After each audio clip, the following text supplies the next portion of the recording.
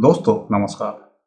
स्वामी समूह और साईं बाबा मंदिर की ओर से 22 जून 2024 को स्वामी कॉम्प्लेक्स में कक्षा 10 के प्रतिभावान विद्यार्थियों के सम्मान समारोह में मुझे अपनी बात कहने का मौका मिला। आप भी देखिए। मैं सबसे पहले गिरधर तेजवानी साहब से कि गिरधर तेजवानी साहब आए और 5 मिनट के अंदर अपनी बात रख।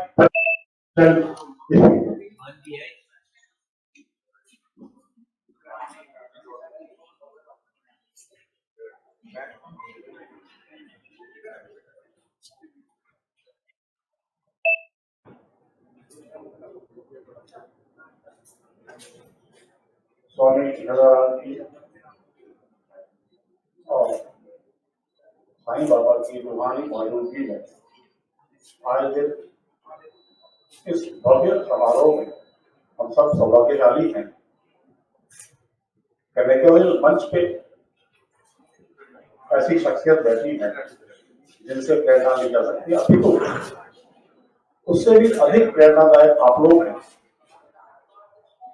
मैं इस विशाल समूह को प्रणाम करता हूं और मुझे 5 मिनट का वक्त दिया गया है। हालांकि मुझे लगता नहीं है, आप सब लोग 80% से ज्यादा मार्क्स लिए हुए लोग हैं। मेरे से बहुत ज्यादा टैलेंट है। मैं जब 10th में था तो शायद मेरे 65 या ऐसे कुछ थे, तो मेरे से तो बहुत ज्यादा टैलेंटेड है। अब ऐसी स्थिति में मैं आपको कुछ बताऊं, प्रवचन दूं या नहीं दूं?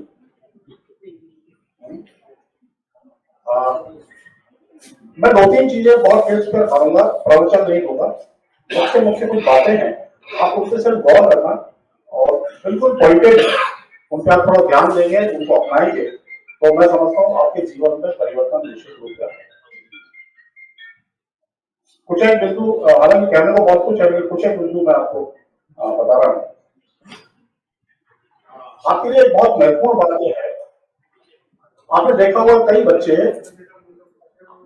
पढ़ने लिखने में तो बहुत माहिर होते हैं, जिन्हें किताब का कीड़ा कहा जाता है, पढ़े से ही कहा जाता है, लेकिन 4 आदमियों के सामने यदि कभी उनको बोलने का मौका मिल जाए तो वे बोल नहीं पाते, उनके हाथ पे हाथ कांपने लगते हैं।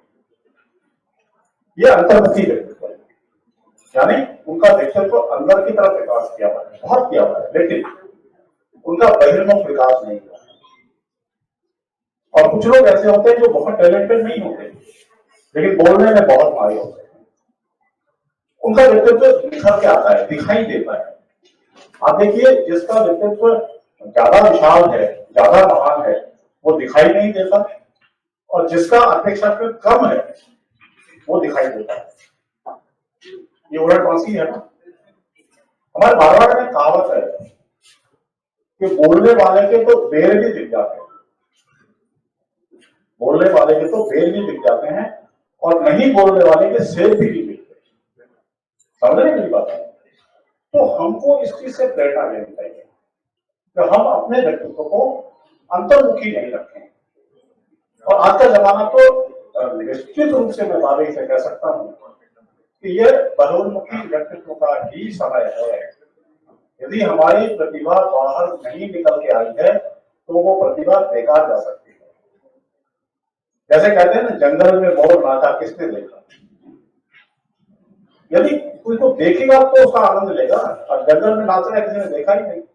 आप कितने भी प्रतिभाशाली हैं तो आप किसी भी क्षेत्र में जाना चाहे डॉक्टर बने, चाहे इंजीनियर बने, कलेक्टर, एसपी बने, कुछ भी बने, व्यापारी बने, लेकिन अपने व्यक्तित्व को उभारें, बाहर की तरफ निकल के जाए। और आजकल आपको पता है जितने भी जो प्रोफेशनल कोर्सेज हैं उसके साथ में पर्सनालिटी डेवलपमेंट के कोर्सेज साथ में चलते हैं। इसका कारण क्या है? इसका मतलब दुनिया की जो भौतिक संपदा है उसने इस बात को समझ लिया है कि व्यक्तित्व का विकास बहुमुखी होना बहुत जरूरी है। और कोई छोटा सा उदाहरण देखा, हमारा देश योग के क्षेत्र में, अधिकांश योग दिवस था, योग के क्षेत्र में शिरोमणि है पूरी दुनिया में, और हमारे यहाँ एक से एक योगी बैठे हैं हिमालय के कंदराओं में, उसके अलावा बहुत सारे पहले हुए। लेकिन सबसे ज्यादा प्रसिद्धि किसने हासिल की? बाबा रामदेव। बाबा रामदेव से भी ज्यादा अच्छे योगी हमारे देश में मौजूद हैं, लेकिन वो ज्ञात नहीं है। उन्होंने प्रसिद्धि की ओर ध्यान नहीं दिया, उन्होंने प्रोजेक्शन पे ध्यान नहीं दिया, उन्होंने अपने व्यक्तित्व को बहिर्मुखी नहीं बनाया। मैं समझता हूं इससे बड़ा उदाहरण नहीं हो सकता। तो सबसे पहला एक सूत्र जो मैं आपको बताना चाह रहा हूं, अपने व्यक्तित्व को विकास दें, संकुचित नहीं रखें, एक बात। दूसरी एक और बात पर महत्वपूर्ण बात कह रहा हूं, इसमें गौर करना। अभी जो ये वक्त है, हो सकता है आपको लगा कि अभी तो उम्र क्या हुई है जीवन के बारे में सोचने की, जीवन की दिशा के बारे में सोचने की, अभी तो स्कूली टाइम बस निकला ही है, तो अभी हमें क्या करना है। लेकिन ऐसा नहीं है।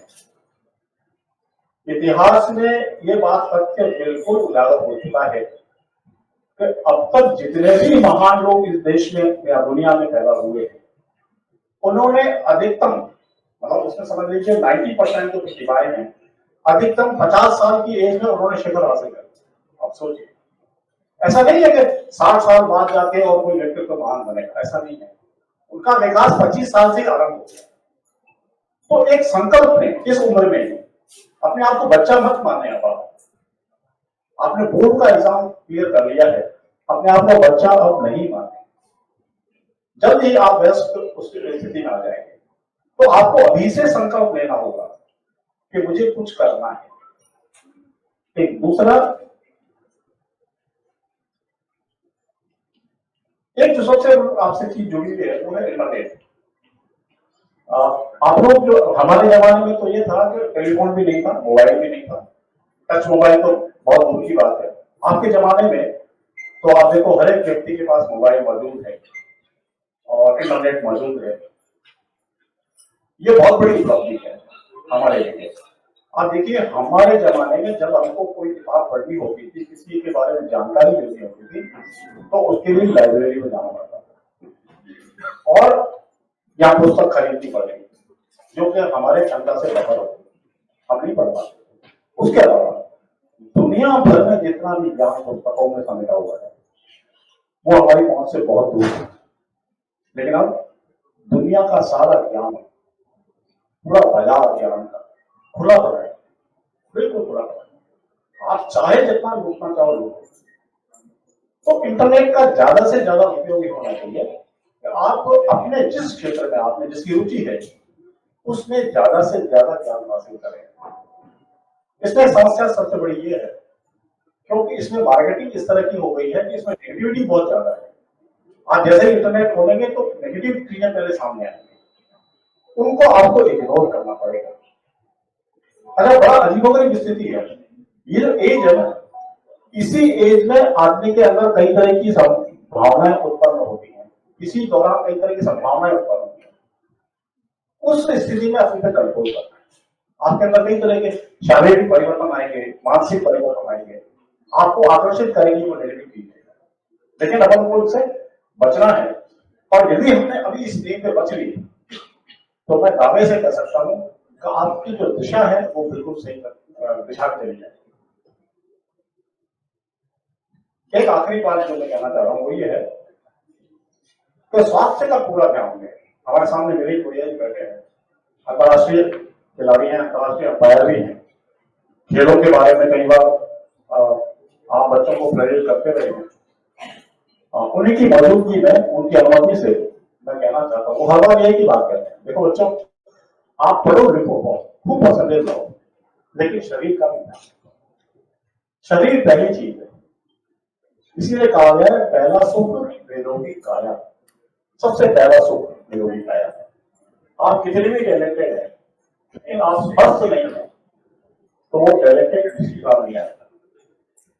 इसलिए पढ़ाई के साथ साथ खेल पर भी, शारीरिक विकास पर भी पूरा ध्यान दें और उसके लिए भोजन पर पूरा ध्यान दें। इस एज में हमको कई तरह की जो आजकल चीजें आती हैं मार्केट में, हमको लुभाती हैं, अच्छी लगती है, आपसे भी छोटे बच्चों को भी अच्छी लगती है, लेकिन खाएं, हमको कोई दिक्कत नहीं है, उनका भी टेस्ट है, आनंद है। लेकिन इस बात का ध्यान रखें कि आप जो भोजन दे रहे हैं वो पौष्टिक होना चाहिए।